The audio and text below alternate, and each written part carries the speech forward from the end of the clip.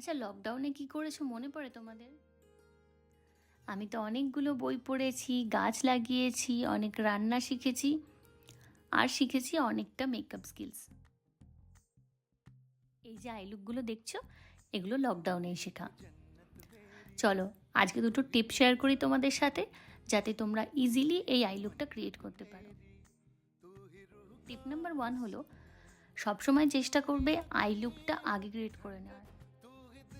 তাতে যদি তোমার আইশ্যাডো পার্টিকলস ফেসে পড়েও, সেটা তুমি ক্লিন আপ করে বেস রেডি করতে পারবে।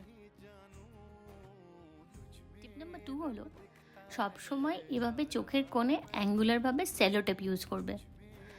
তাতে তোমার আইশ্যাডোর লাইনিংটা স্মুথ হবে এবং পারফেক্ট হবে।